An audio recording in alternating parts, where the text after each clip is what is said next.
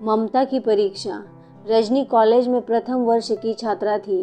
बेहद खूबसूरत, गौरवर्णीय व छरहरे कद-काठी की स्वामिनी 19 वर्षीय रजनी खुद को किसी फिल्मी हीरोइन से कम नहीं समझती थी। पढ़ाई में वह अव्वल थी ही, सो उसके इर्द गिर्द सहेलियों की संख्या भी पर्याप्त रहती थी। रईस बाप की इकलौती संतान होने की वजह से उसे सहेलियों पर अपना प्रभाव जमाने रखने के लिए किसी विशेष प्रयास की आवश्यकता नहीं पड़ती थी। कॉलेज की कैंटीन में अक्सर उसकी तरफ से पार्टी का आयोजन होता, जिसमें वह वहाँ मौजूद सभी छात्रों का बिल खुद भी भरती थी। ऐसे ही एक दिन रजनी कॉलेज की कैंटीन में सभी छात्रों का बिल दे ही रही थी कि एक अंतिम वर्ष का छात्र अमर उठकर काउंटर पर पहुंच गया और अपने बिल के पैसे देने लगा। रजनी की सहेली निशा ने उसे समझाया, अरे रख भी लो अपने पैसे, कहीं और काम आ जाएंगे। आज तो रजनी की पार्टी है, सबके बिल वही पे करने वाली है। आपका बहुत बहुत धन्यवाद निशा जी, लेकिन इसका क्या करूं कि मुझे किसी की पार्टी में बिना बुलाए शामिल होना गवारा नहीं, और इस तरह से किसी का कुछ खाने की इजाज़त मेरा ज़मीर मुझे देता नहीं। सॉरी निशा जी, कहकर अमर काउंटर पर अपना बिल चुकाकर चलता बना। उसने एक बार पलटकर भी रजनी और निशा की तरफ नहीं देखा। इस घटना ने रजनी के गुरूर को काफ़ी ठेस पहुंचाई, सो अमर उसके दिलो दिमाग पर छा गया था।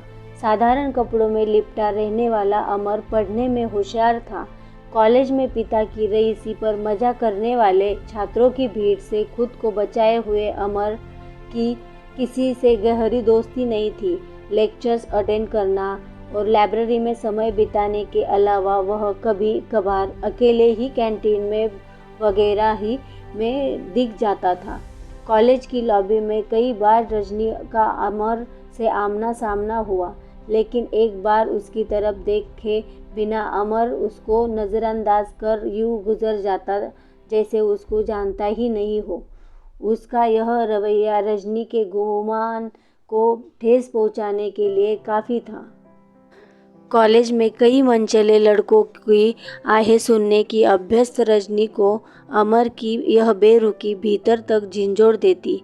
उसके एक इशारे पर बिछ जाने वाले लड़कों के बीच यह अमर किस मिट्टी का बना हुआ है जो उसकी तरफ देखना भी गवारा नहीं करता।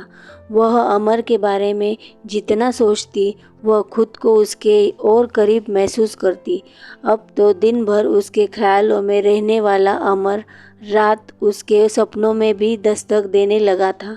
सपने में ही सही वह अमर से बात करके खुश हो जाती।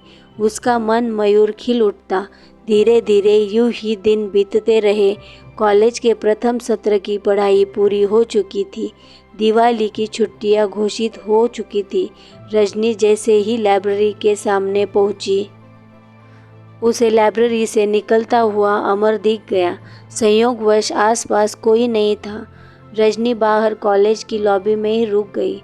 हमेशा की तरह अमर अपने आप में खोया हुआ सा रजनी की तरफ देखे बिना उसके करीब से गुजर रहा था कि अचानक रजनी के होंठ कपकपाते, अमर जी ज़रा 1 मिनट रुकिए प्लीज़। उसकी आवाज़ सुनकर अमर के कदम मानो ज़मीन से चिपक गए हों। अपनी जगह पर खड़े खड़े ही उसने घूमकर रजनी की तरफ देखा। आज शायद उसने पहली बार रजनी के रूप और यौवन का दीदार किया था। शुभ्र धवल टॉप के साथ नीले स्कर्ट में रजनी भला की खूबसूरत लग रही थी। अमर ने पहली बार रजनी की रईसी के साथ तड़क भड़क से परे उसकी सादगी का भी दीदार किया था। शुभ्र धवल टॉप के साथ नीले स्कर्ट में रजनी भला की खूबसूरत लग रही थी। अमर ने पहली बार रजनी की रईसी के साथ तड़क भड़क से परे उसकी सादगी का भी दीदार किया था। मंत्रमुग्ध सा वह रजनी की तरफ देखता रहा कुछ पल और फिर नज़रें झुकाकर धीमी आवाज़ में बोल पड़ा, जी कहिए, कुछ काम था मुझसे। अब आगे क्या कहे रजनी को कुछ समझ सूझ नहीं रहा था। उसकी घबराहट देखकर अमर के चेहरे पे मुस्कान उभर आई। झेपते हुए रजनी ने अमर से नज़रें चुराते हुए कहा, क्या मुझे आपका मोबाइल नंबर मिल सकता है प्लीज़? क्यों भला, इसकी क्या ज़रूरत है? बेरुखी दर्शाते हुए भी अमर के चेहरे पर गहरी मुस्कान खिल उठी। वो क्या है ना कि मैं मैथ्स में थोड़ी वीक हूँ। कोई प्रॉब्लम? समझ में नहीं आया तो आपको तकलीफ़ दे सकती हूँ ना? उसकी आंखों में झांकते हुए रजनी भी मुस्कुराई थी। हाँ हाँ, क्यों नहीं, you are always welcome miss, कहते हुए अमर शायद उसका नाम याद करने की कोशिश करने लगा। रजनी, रजनी नाम है मेरा, बताते हुए रजनी मुस्कुराई थी। अमर द्वारा बताया गया नंबर अपने फ़ोन में सहेजते हुए उसकी मुस्कान और गहरी हो गई थी। नंबर सहेजकर शहद सी मीठी वो उसकी मुस्कान आवाज़ एक बार फिर गूंजी। बहुत बहुत शुक्रिया आपका अमर जी, चेहरे पर बनावटी मुस्कान बिखेरते हुए अमर बोला। अरे इसमें शुक्रिया की क्या बात है, मुझे आपकी मदद करके खुशी ही होगी।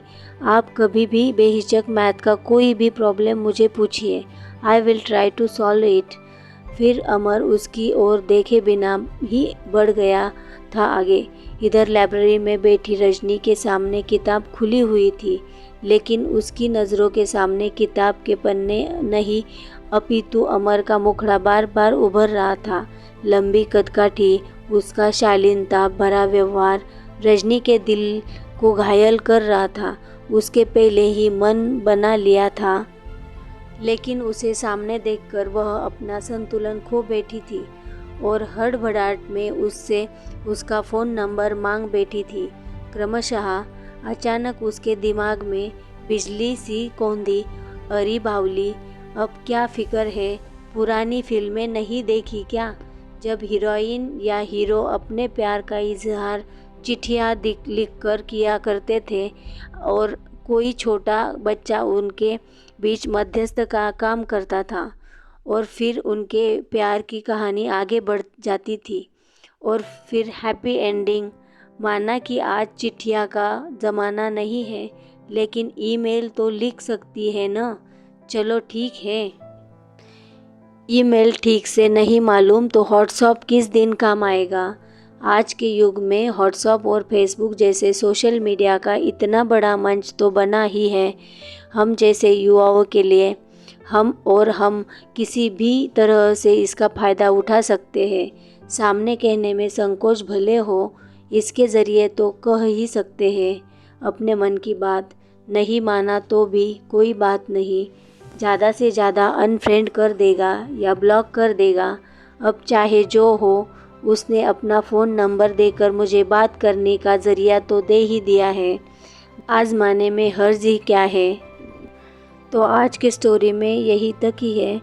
तो आपको अमर ने रजनी को अभी मोबाइल नंबर तो दे दिया है, तो इनकी लव स्टोरी में आगे क्या होगा ये देखना रहेगा।